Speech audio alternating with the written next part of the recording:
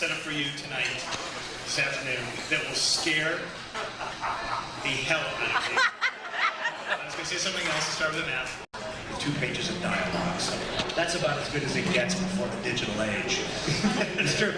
You got to really make this. We can't put it in there for you, right? Yes, yeah, exactly. Nailed it on the second thing. Have you ever tallied, Robert? I'm sure some of the fans have. How many youngsters Freddie has offed? My body count is quite high. However, I think it's important to remember that a lot of them just die in their dream. And I think that's one thing that separates the Wes Craven Nightmare on Elm Street franchise from some of the perhaps the more hardcore torture porn, as some critics would have it, recent horror.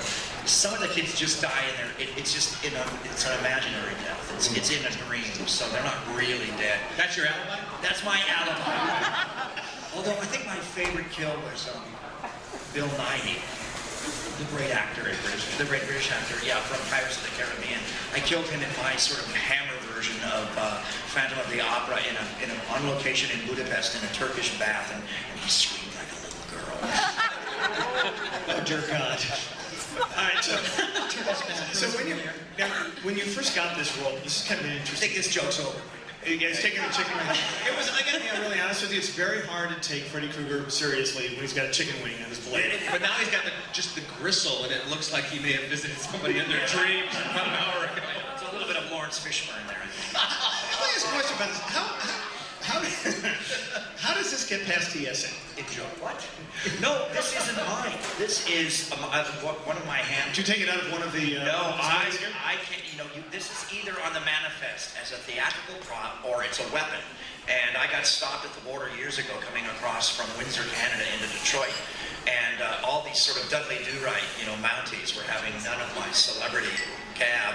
And the only thing that saved me was there was like this lot of great African-American girls on the other side who were huge fans, thank God, for the American customs system.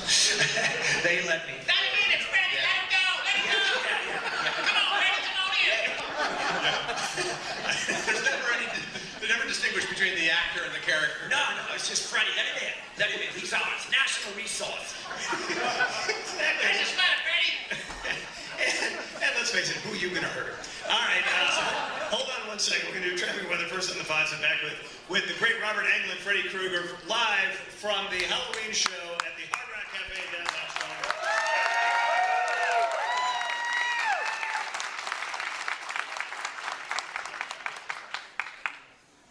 I would like to listen to the traffic and the weather because I'd like to find out how to get out of the No, I don't really want to hear the traffic. I'm kidding.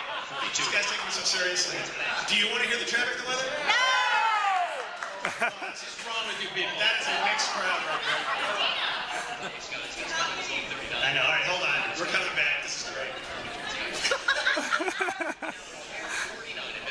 Actually, I'd like Freddie to kill the traffic and the weather with his thing. All right, we're live back at the Hard Rock Cafe downtown Chicago for the Halloween show.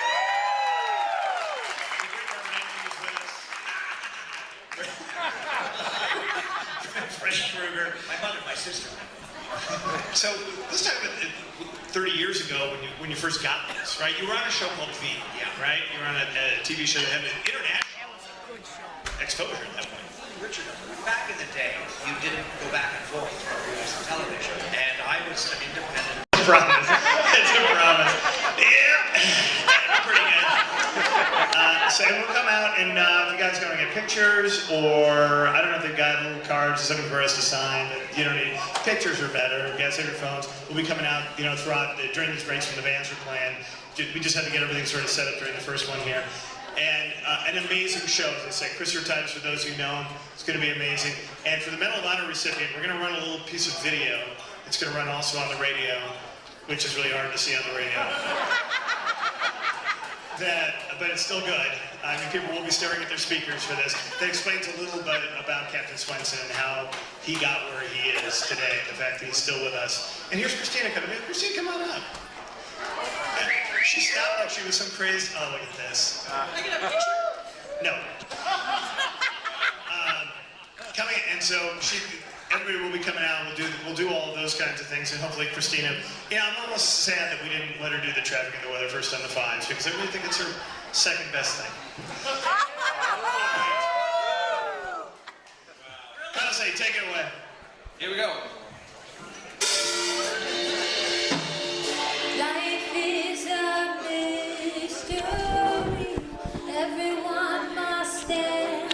Taking headers. I mean, this is such a bad idea. And here's the problem: they built these things in because in Chicago, as I said the other day, if we're not stealing it, we're taxing it.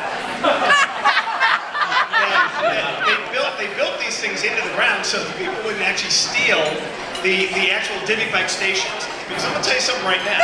In Chicago, you leave that thing unattended, it's gonna be gone when you leave. Yep. There's a guy in a shopping cart who's gonna be going by with the divvy bike station, with a 24 bike position station in his shopping cart, right down the middle. Intuition, a brother who will stand up for me when I say that all I need is my family.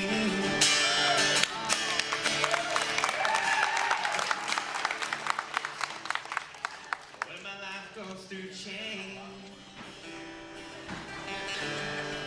and my world is upside down, it's your love that makes me brave, even when you're not around. 'Cause I know that it just takes time. I know that I will be fine, no matter what life brings my way. 'Cause what I have is a family who loves me like angels up above me, always there to guide me on my way. My father's sense of wisdom, my mother's intuition, a brother who will stand up for me when I say that all I need is my family. Looking back now I can see my mom and dad gave everything.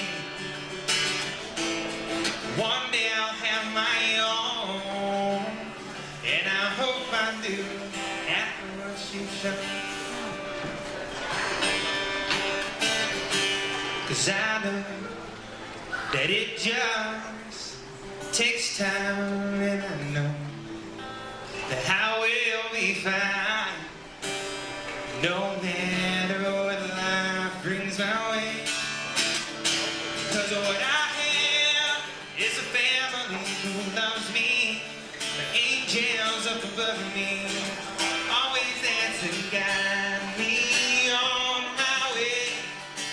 My father's sense of wisdom, oh, my mother's intuition, a brother who will stand up for me when I say that all I need is my family.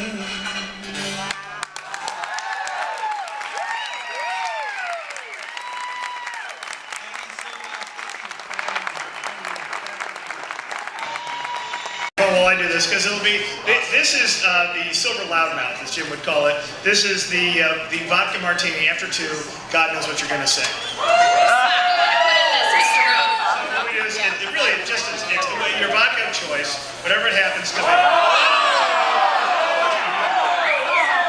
a lot of vodka for those of you listening at home. Never close your eyes. Ro just took a swig. That's good. That's good. You're still there. Christina, share with the class, please. What are you doing? Here, go ahead.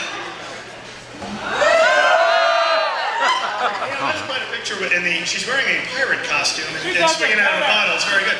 We just killed an entire bottle of vodka, by the way. Anybody? The show is about to get a lot better.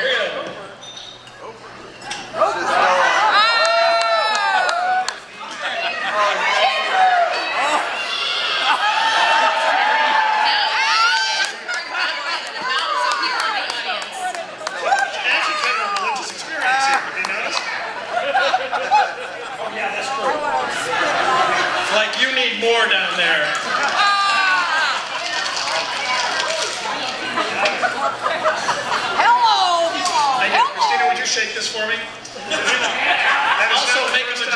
master her. If I had a dime for every time I heard that, about 20 cents.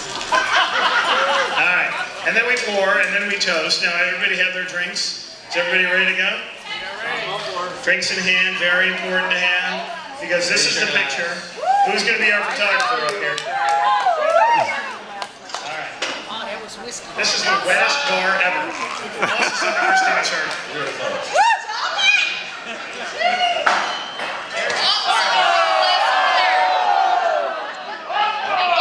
I believe that was in the John Cash in the corner over there. All right, everybody's got what they've got to do here. Raise your glass. Raise your glass. Here we go. As Jim Johnson would say, this is how we lost the farm. Thank you very much. All right, now back to our appointed rounds. All right, here's to the Hard Rock. The Hard Rock is great stuff. 2013 and hopefully your 2013-2014 Stanley Cup champion Chicago Blackhawks, Nick Leddy and Ben Smith.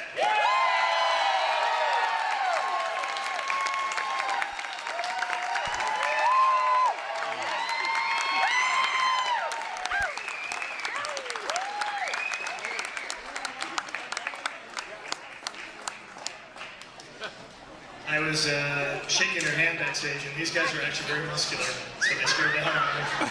So, because congratulations, you're coming off of a road trip. I mean, it's been a very fun season for you guys. You're traveling around the country, and the good and the bad of it is that you're Stanley Cup champions, but everybody also knows you're Stanley Cup champions, and every night is a Stanley Cup Game 7 final, right, for you guys? I think you see that a lot. We've had a lot of games where we've been up in games, and teams have found a way to claw back into games against us. So, people know that we're champions, and they definitely bring their best effort whenever they play us. Yeah, last night, these Tampa Bay Lightning, I don't care for these guys, quite frankly. I don't like their uniforms. I don't know why they got hockey down there, and they scored too many goals last night. We agree. You guys came out and played well in the third period. I mean, that had been a bugaboo with the team all year long. Were you guys conscious of that going into the third period last night? Because I felt like maybe you guys hit a wall in the second, and then boom, the energy was there. Yeah, I thought our third was probably our best period, and obviously overtime didn't go as well as we planned. But I thought the trip was a great trip, and I got to enjoy a great trip with our mothers. Yeah, let's talk a little bit about that. This is kind of cool. It was the mom's trip, and many of you had your moms with you. And in Miami, the 2 nights before last night, all up in skyboxes, and some were down in the seats, and it was really, they're all there. It's got to be very cool to be playing in front of them, right? Playing in front of them, but also just to have them there and experiencing what it's like for us being on the road and kind of living that lifestyle. So. For all of us, I think being at this level would never have happened without our moms and dads sacrificing so much. So to be able to have them there, sharing that whole week with them, it was a lot of fun. I think the team spoiled them just like they always spoil us. So. Yeah, and these are the ultimate hockey moms then, right? I mean, this is like the ultimate thing for the hockey moms who are traveling around with you guys, whether it was in the United States or Canada or wherever it happens to be. Getting your gear, throwing it in the back of the minivan, driving